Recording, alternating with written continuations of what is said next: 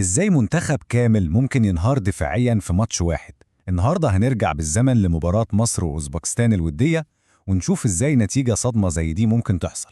والأهم إننا هنستخدم صوت معلق المباراة نفسه عشان نفهم بالظبط لحظة بلحظة إيه اللي حصل على أرض الملعب. النتيجة النهائية كانت 2-0 لأوزبكستان. بس طبعا الأرقام دي لوحدها مش بتحكي القصة الكاملة. القصة الحقيقية والدراما كلها كانت في أداء الدفاع المصري في اليوم ده. النتيجة دي بتطرح سؤال مهم جدا، هو إيه اللي حصل لدفاع منتخب مصر؟ والإجابة، أو على الأقل خيوط الإجابة، نقدر نلاقيها بين كلمات المعلق اللي كان بيشوف الانهيار ده بيحصل قدام عينينا كلنا. أول دليل معانا في القصة دي هو الهدف الأول. لحظة كده غريبة امتزجت فيها عبقرية لاعب واحد بس مع سلسلة أخطاء دفاعية بصراحة كانت كارثية. الحكاية كلها بتبدأ بخطأ بسيط في نص الملعب، لكن اللي حصل بعده كان أشبه بكرة تلج بتتدحرج وبتكبر. لاعب أوزبكستاني واحد بس، أوستون أرونوف، أخد الكورة وانطلق بيها، عدى من الأول وبعدين التاني والتالت لحد ما لقى نفسه قدام الجون وسجل بمنتهى السهولة. المعلق وصف اللي عمله ده بأنه انطلاقة فردية عبقرية. صرخة المعلق وهو بيقول مش ممكن مش ممكن مش ممكن، دي بتلخص المشهد كله. دي ما كانتش مجرد جملة في تعليق رياضي، دي كانت شهادة حية على انهيار دفاعي بيحصل بشكل صادم، لحظة ذهول تام من اللي بيشوفه.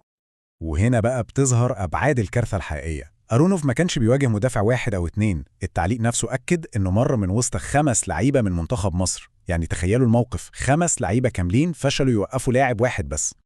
طيب لو الهدف الأول كان مجرد جرس إنذار، فالهدف التاني كان الدليل القاطع إن في مشكلة حقيقية.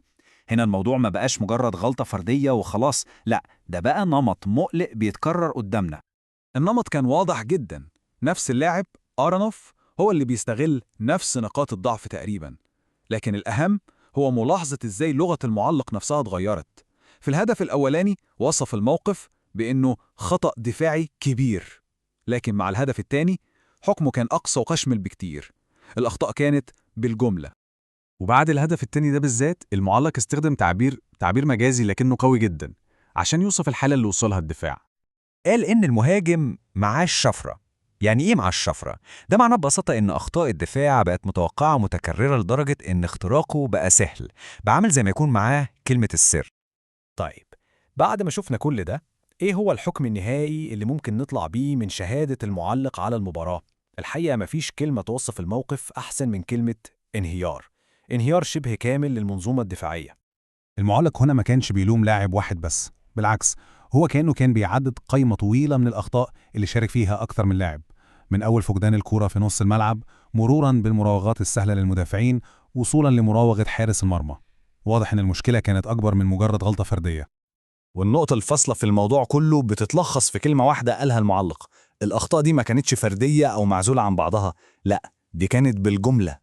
في النهاية، تحليلنا لتعليق المباراة ده بيسيبنا قدام سؤال مهم وأعمق بكتير من مجرد نتيجة ماتش ودي.